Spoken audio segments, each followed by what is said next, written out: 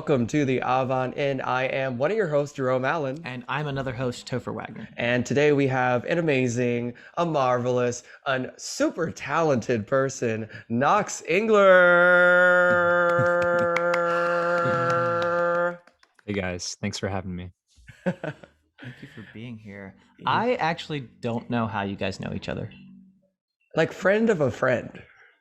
Yeah, we both went to UNC together, and I'm sure we found ourselves at many social gatherings at the same time. I was super tight with like George and a lot of those WXYC kids. So Yeah. Oh, but you were never in XYC though. You were just WXYC adjacent for sure. I appreciated the sounds that came out of the radio station. So yeah, but no, never a DJ myself. For those wondering, WXYC is the radio station in Chapel Hill. So first we were radioers, now we're podcasters. I think that's a fair. Wait, so in your radio days, did you actually you went on there? Yeah. I was like, welcome to Chapel Hill, WXYC. Like I had like a whole like voice that radio persona.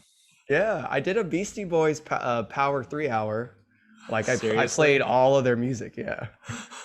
That is amazing. I haven't listened to the Beastie Boys in too long. That's an integral aspect of my childhood though. Really? Oh, nice. Oh. Yeah, are you kidding? Beastie Boys? So good. So good. So what do you do, Knox? What's the thing? Well, I do a lot of different things. But right now I'm studying audio technology at American University, pursuing my MA there. I'm also a teacher and a freelance musician / producer. So I'm kind of, still figuring out what my specialty, so to speak, is going to be. But I love music. I love music production. I teach because it pays the bills. But yeah, just anything related to music and just making sounds in general. Like that's where my heart is. You teach music as well? Yeah. So I actually I'm a teacher at Music and Arts, and then I also just teach, independent Zoom lessons and stuff like that. Guitar, uke, bass, whatever you need, as long as it has strings. So only strings. I mean, I could teach you a drum lesson, but you wouldn't learn anything. I have like a really janky electric drum kit upstairs, but no, I'm no drummer. We know you're a guitarist because we've heard the theme song. Is right. You just shredding on that guitar. What would you consider your genre of music? Oh man, that is an impossible question. I'll be honest with you. But as far as the music that I made for y'all, I'd say that's instrumental, vibey, ethereal pop music. So I can definitely get down with that kind of stuff. But when it comes to more of my personal ventures, I'm really interested in math rock. If you're familiar, okay. So I said I said the first question should be, do you love making math rock? And he said, no, he might get offended by that. What? Well, it's such a specific label that I didn't want to like you didn't pigeonhole you with craft work. No, that would have been probably the most accurate genre to pigeonhole me with. But I make what I would consider diet math rock because I really love a lot of the guitar, like the contemporary and progressive guitar techniques that are involved in math rock. For example, tapping, right? So creating like polyphonic ideas on the guitar, much like a pianist would through tapping on the guitar. But math rock is generally characterized by, messing with time signatures a lot. So, playing in 6/8 one measure, 4/4 the next, 7, blah, blah, blah, blah, blah. If any of your listeners are, music theory nerds, they'll get what I'm talking about. But I don't really get down with all the crazy time signatures. I just like to tap, and it's mostly in 4. So hence the term diet math rock. I see. So you're using some of the techniques, but maybe not the like hardcore theory. I mean, at a certain point, aren't those artists just kind of flexing their knowledge? Definitely. And no one wants to, like, people want to dance, like I still want to make music that people can groove to, or just like, be in their car and be like, damn, this is a vibe. I don't want them to be like contorting their musical, listening abilities to try and get down with it. So. Wow. Yeah. I don't want people to be like, oh, why is my heart not in rhythm anymore? Yeah, exactly. I don't want to throw people off their rhythm. I want to keep it accessible. What was your first instrument that you played? I actually began my musical journey as a classical violinist at the age of 4. So my dad was like, Wow. "Get in there, make some noise." And I hated it. I hated violin for a long time. So I did that for about 12 years. And somewhere along the road, I picked up guitar because my dad was also a guitarist, and he was my first teacher in that realm. So I've always yeah. thought that there's not a single worse sound in the world than someone learning the violin. Dude, it's real bad. It's definitely one of the hardest instruments to make it sound, passable, to make it sound good. In those early stages, you definitely don't want to hear someone play. Right, like it takes years of practice just to get a nice sounding tone out of it. Mm-hmm, exactly. I had siblings who did that as their orchestra class in school, and I just hated hearing it. Gotcha. You're a musician as well, though, right? Drummer? Yeah. I played a little bit of drums when I was like a kid. Like my parents got me a drum set in like 4th grade, and then I played like through high school, and then just kind of stopped. Like now, if I get back on a kit, like I just feel dumb. Like I just forgot how it works. Yeah, it's not like riding a bike. Oh yeah, true. That's exactly how I feel about violin, man. I did it for like 12 years, but if you give me one, I'm gonna sound very much like a beginner. You won't want to hear that. Wait, so back to the question about math rock, because this has been fascinating me lately. The idea that like popular music today is like just sort of abandoning the idea of genre. Like, does genre even exist anymore? Like you hear people say like rock and roll is dead, or this style of music is dead. Yeah, I can't really speak to the history of genres and how they define music, because it's really all subjective. But I would say that genres today are less existent than maybe they once were. You have all these different artists who are just blending pop, rock, hip hop, country. I actually, when I was at UNC, I played with this girl Cassidy, who went by Aloe Vera. Super dope artist, and her whole thing was like, sort of old-timey music, playing stuff like Cluckold Hen and John Henry, all these old-timey tunes, and blending that with like dream pop. So I played guitar with her for a while, and that was really, really interesting sound, and definitely one that transcends genre. So genre is, I don't really believe in it, and I definitely don't subscribe to a single genre when I create music. Right, because they don't teach you that in school. Like there's no like pop class. Here's the pop track. Not at UNC, but if you go to a place like Berkeley, if you want to drop like $50K a semester or whatever and go to Berkeley, then you might get a genre transcendent class. So there's that. Wow. And where are you playing music? Where are you located now? So I'm in DC, and I've been here for a little under a year now. Not playing a whole lot of music these days. Although 2 weekends ago, I had my first experience in over a year playing some shows, but that was actually back in Chapel Hill. So went home for the South. In the South, they're doing music, not so much up in DC. Yeah, what made you? Well, I guess going to school, right? I was gonna say, what made you choose a Washington D.C. music scene? Yeah, man. I mean, it's all about the school that I'm enrolled in right now. DC has a cool scene, and I can definitely see myself, gigging here and getting to know the scene better in a non-pandemic world. But I think after this, it's either New York or LA or Nashville or one of those slightly bigger hubs. Right. Are your ambitions with the music to like be able to like perform live and like have like your own band, or you're really on like the technician audio like mixing side of this? Because that's what you're studying, but is that like that's how I'm gonna pay the bills while I like fulfill my passion project? Yeah, man. I mean, like I said, I like to do a lot of different things, and I'm still figuring it out. I will say there's no better feeling in the world than when you're on stage creating music with people that you hopefully like. I've had some experiences where I've been in bands with people that aren't a good vibe, and even then creating music with them is super fun. So performing music is something that I will always do. I feel like once you reach a certain level on the technical side of things, as a mixer or as a mastering engineer, like we talked about before we started, that's definitely a really great way to make money and generate revenue and also be involved in a creative pursuit. So I really see myself, continuing trying to do all these things just because I love playing so much. and I love recording too. And like I said before, like teaching's cool, but I would love to reach a point where I can just perform and then work on music production, or I'm even okay with like sound design stuff. Like I would love to do sound design for film or video games or anything like that involving that's cool. sound. And I've gotten to do a little bit of that at the program at AU, which has been dope. But I'm much more well versed in music.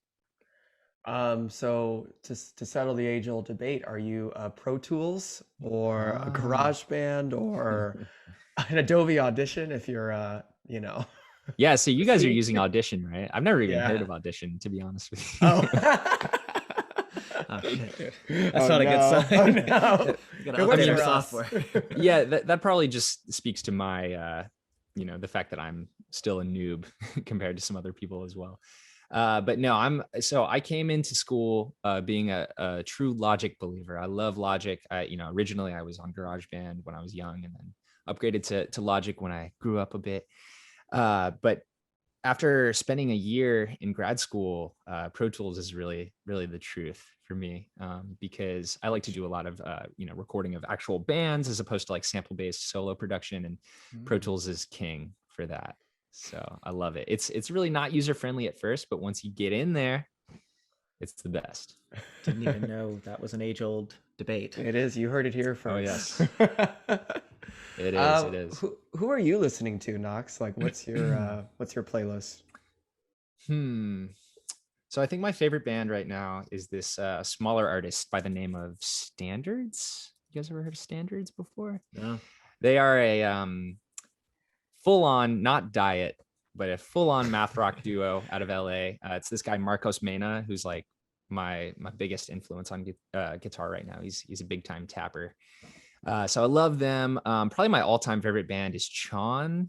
If you've ever heard of them. Yeah. Okay. Our friend was talking about Chon. Yeah. Dude, you got to get down to some Chon. They're amazing. And they strike that perfect balance between, advanced guitar technique and flexing a little bit, but it's also super danceable, and it's sexy music, man. You listen to it and you're like, whoa, like that's hot. But I've seen them many, many times. Probably the best show that I saw was when I was studying abroad in London. They came out there, and no one was moshing, because people don't mosh in England apparently, but like that's a big thing at their shows. Yeah, I remember like the lead guitarist at one point who was like, "Do you guys mosh? Like, what the hell is going on? Like, where am I?" But yeah, I love Chon, and then I also listen to a lot of stuff in like the R&B and like soul and pop realm as well. I'm a huge like Thundercat head, D'Angelo, all that stuff is super, super great. Dude, I miss moshing so much. So much. Big moshers. Big moshers. Yeah. But like, Nice. I feel like right now, like I didn't realize until we were deep into this quarantine, like how much not seeing live music like affects me and other people. And I'm sure it affects the performers that don't get to perform live as well. Mhm. And so I work at a venue now, and we've been having like these sort of smaller sets, like 25, 30 people all sitting down on a rooftop to watch a band. And like last night there was like this table that they were like in tears just being able to see. They were watching a Toth. I don't know if you know Toth, Alex Toth. I feel like our society undervalues like how much that like energy exchange of being able to see music performed live. Like, Yeah, I mean, it's like the idea of like group joy is just like, I mean, we've been so isolated. The fact that now that we can go outside if you're vaccinated and not have a mask and actually see other people's faces, totally different. When like about a few months ago, it's like, don't talk to anyone, don't look at anyone, like cover your face. It's very different. Definitely. Yeah. I think, I mean, in general, society undervalues its artists, even before the pandemic hit. Like, so that's a thing. But now that it's coming back, at least a little bit, people are really, really excited to see it. I remember those shows that I played 2 weeks ago in Chapel Hill. We performed at a brewery called Gizmo, and people were just absolutely losing their minds. Like, my band that I was playing with, Mellow Swell, is like, we're okay. We hadn't played together in over a year, so it probably wasn't that tight, to be honest with you. But everyone was just like, oh my God, music, holy cow. They were probably, I mean, it was a brewery, so people were probably pretty hammered, but like, You take what you can get. yeah, it felt good for me. They looked like they were having fun, and that's what it's all about, as far as I'm concerned. Do you feel like, so like we started this podcast during the pandemic, like we were able to fulfill something we've always wanted to do. Yeah. Do you feel like your music has sort of mm, grown technologically speaking? So you're more at home now. You have to use more social media. Like, Mm. how would you describe that growth that's happened? It's been an amazing growth opportunity, to be honest with you. There have been slight lulls where everyone gets a little sad sometimes, especially during a time like this, where it's hard to create. But I feel really blessed because I actually have been able to express myself musically, and while it hasn't been in a live setting usually or with other musicians, I have been able to use the technology that I have access to create some really awesome stuff. At the beginning of the pandemic, I just cranked out an EP like super fast. I was like, whatever, I'm home. I'm just gonna hang out here and just like produce a 5-song EP. Here it is. And it took me like 2 months, and it's fire. The glitter EP, right? Yeah, exactly. Amazing. Anyone who's watching, listening, reading, fire signaling, please listen to this album. Yeah, man. So that was super fun. That's a bit of sample based production. It's got a lot of cool guitar work on it. But yeah, so and I haven't really stopped producing. I was really happy that you guys hit me up, because that was just another opportunity for me to get my home studio cranked up and make some sounds. But right now I'm actually working on a non-sample based EP with this guy up in Boston, Avery, who is a phenomenal drummer. So it's going to be a duo record entitled Compound Leaf. Should be out sometime this summer. But yeah, I mean, honestly, like, pandemic sucks, but it's been a great opportunity for me to just dig deep into Pro Tools and just learn the heck out of that software and really create some stuff that I'm proud of. But how long did that take you to actually make an EP? Yeah, I want to say about 2.5, probably 3 months. And like, none of it was written prior either. Wow. I just like, wow. Yeah, I don't know. It was crazy. I don't know if I'll ever be that productive / creative again in a short time period like that. Nah. Today it's really cool, because as a producer, like, you can kind of sit behind your computer with an instrument and like produce and compose and mix and edit all at the same time. Whereas like back in the day, you'd be in a band, write a song, perfect the song, go into the studio, and then there's a huge process, but we can kind of get it all done at the same time now. So that's how Glitter came about. I was just able to sort of do everything at once, and there it was. Do you feel like your desk is only getting like more? It's like a lighting every wall now.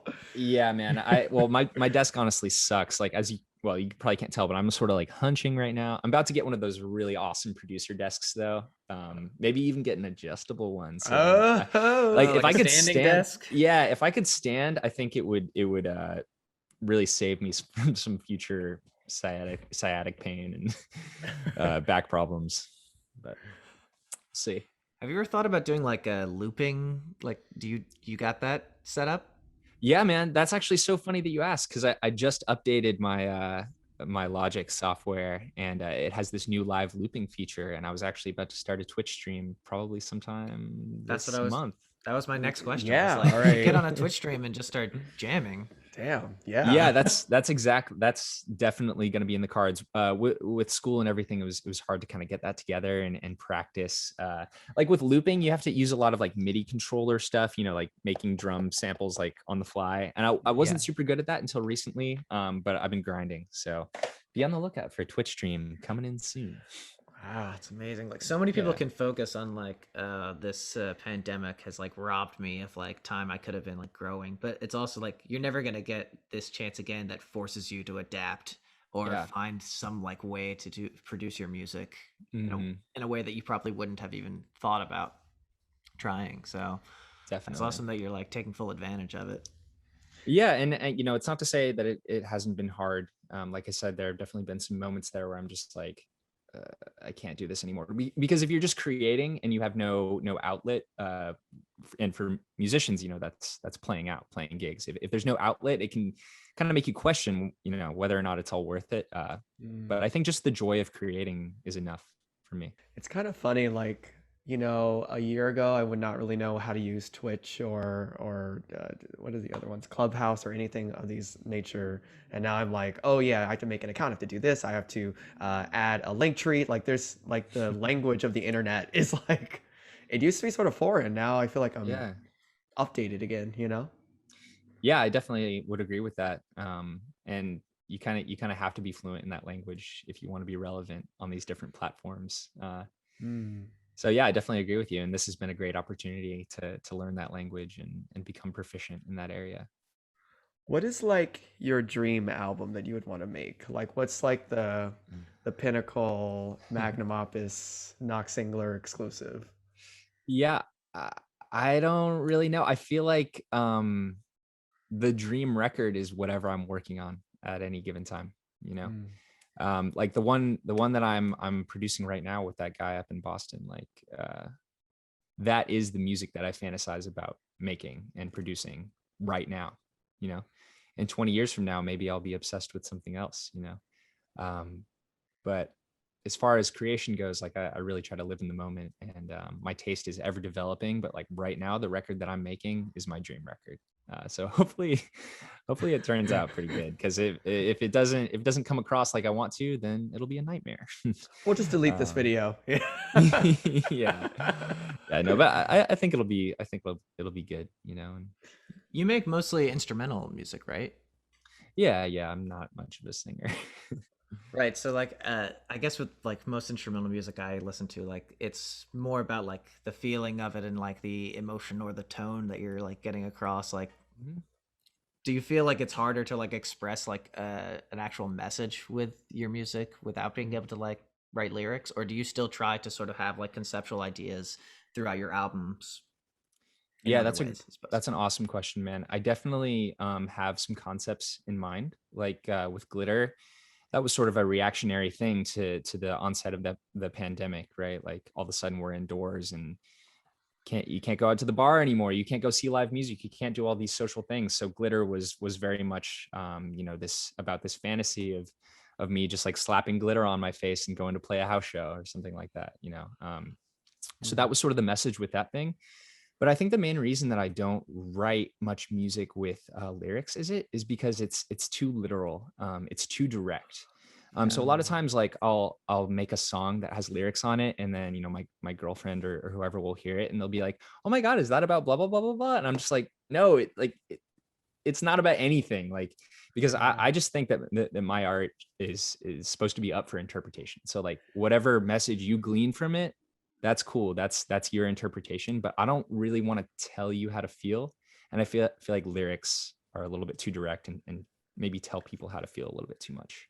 Right, because I Um, remember like last summer when all the protests and things were popping up, like everybody was looking to their favorite artist to like put into words like yeah. what they were feeling or like to express some sort of like greater message about it. Mm. But some music that I was seeking out at that time was just to like heal from it, you know, just to like Mm. Mhm. feel good or to Yeah, dance or something. And so I think definitely. like instrumental music, it's great at just like stripping it down. Like I don't need to, sometimes less is more when it comes to Mhm. like actually expressing a message. Yeah. You just want to Yeah, feel it. So It's kind of totally, funny man. because I remember, I can't, is it Paprika? It's one of the songs on your EP that has like the lyric, I will wash my hands of this. And I've run to that song and like thought like, Oh yeah. wow, what like a profound statement. But it really means nothing at the end of the day. So I think I agree that it's like, yeah, you have like the listener has to impose that meaning. Like, Yeah. it's rather that than the Yeah, I know the song you're talking about. I think it's called Fiddlehead. fiddlehead. And those, yeah, literally zero. There's zero meaning behind those lyrics. It was just a syllabical fit. Just like, I will wash my hands of this. This fits, and it's emotional question mark. Like maybe someone could glean something from this, but it means nothing. I'm glad that you run to it, man. That's a huge compliment. Whenever I run to someone's music, it means it's a vibe. Yes, a vibe it is. That's why we got you on here. We gotta get the Knox Engler brand up. If you had to, and I know like this was like sort of opposing to some things you said earlier, but if you had to like, so I know earlier you said like ethereal, positive like vibes, but if you had to give your music like a through line, a thesis statement, how would you, what would it be? Hmm. Well, so like I said with the Glitter EP, that was sort of a callback to those times where we all got to be together and rage, so to speak. But I feel like my the emotions and the thesis statement behind the music that I'm currently creating is a little different, a little bit more melancholy. I keep thinking about this word yearn, and this is not a word that has been part of my vocabulary until recently. But I just feel that within the music that I've been creating lately, there is this yearning for something, and I can't really put a finger on what that is. But for whatever reason, that word just keeps coming back to me, and I feel like that word, although there are no lyrics in the music that I've been creating that can get at what it is I'm yearning for, there are certain harmonic and melodic and even rhythmic sensibilities within the music that sort of express that ambiguous yearning, just the absence of something, and trying to go for it, but maybe never actually achieving it, right? And taking solace in the pursuit of that thing. Does that answer your question? Whoa. Oh no, Yeah, that that was was fucking good. profound. Like, oh, I'm gonna be thinking about that for the next 48 hours. Don't. Again, nothing I say has any meaning. But I mean that I get the thing that applies to all artists who are trying to be creative is that like you're always going to be yearning for whatever it is that you want that art to like satisfy in you or in others, and you never really know when that's done. Right? Totally. So you're always just going to keep striving for the next thing, or you're just going to get comfortable and stop. Yeah. I guess. We watched the J. Cole documentary, and he had talked about how, at a certain point, a music artist, like they'll build a studio in their house, they'll go down, they'll make their music, and they reach a level of success where they just start making the same thing over and over again. Like they just have a very routine lifestyle. And I found that interesting because I've always thought that like sort of creating something new is just sort of the MO, but I can also understand like making the same thing because it's easy, right? But I feel like yearning is not an easy emotion to struggle, or not struggle with, but wrestle with. Yeah. I mean, I try my hardest not to repeat too much. Like obviously there's a lot of techniques that I use when I play guitar that I'll use in creating one song or one project onto the next. And it's really hard to not be derivative and to not recreate things.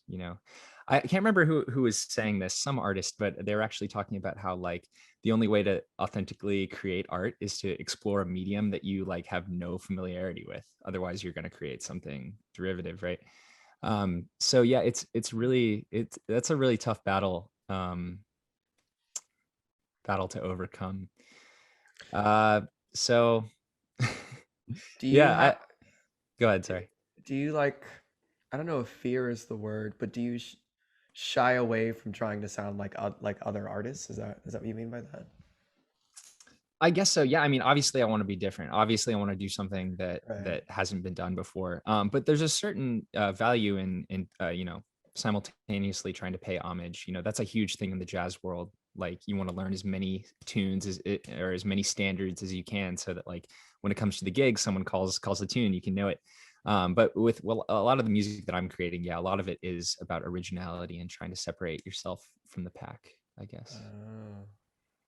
So does that answer your question? Yeah, it's really cool. Knox, what are you plugging? Let's see. What am I plugging? So like I said, I have another, sorry, there's like a berry seed stuck in my throat from the smoothie I just took a sip of. So I have a project in the works right now. It's a duo project with a drummer. I am dying. It's called, no, I'm good. I think I just cleared it. But it's called Compound Leaf. So that's going to be a 5-song project coming out hopefully in late summer. We'll see if I can get all the mastering and stuff done by then. But that's about it. Like I said, not many gigs on the horizon, but hopefully that will change. So. And the Twitch stream, yeah. Oh yeah. So if you guys want to follow me on Instagram or Facebook or whatever, it's just Knox Engler, or my Instagram handle is Grease Puddle, um, And which you shouldn't have much trouble finding. I doubt there's many other grease puddles. Uh, but yeah, you just follow me on there. I will hopefully have some sort of live looping Twitch thing happening in the next couple weeks if I can get that down. So yeah. Awesome. thank you. And if you're listening, we will add that to the show notes. And if you're watching, it is in the description below. Thank you for listening to the Avant In podcast. I'm one of your hosts, Topher Wagner. I'm another host, Jerome Allen. Thank you to our guest, Knox Engler, who is also the creator of our theme song, which is playing right now. And if you're on YouTube, it is a video will follow this of Knox playing men. So, hey, you get 2. 2 for 1. 2 for 1. More of me. Knox, do you have a quote or a saying or some words to say to the folks before we go? I just hope everyone is well out there, and that you guys are all hanging in there, and look forward to brighter days full of music and more pods. Sweet. Goodbye. Goodbye.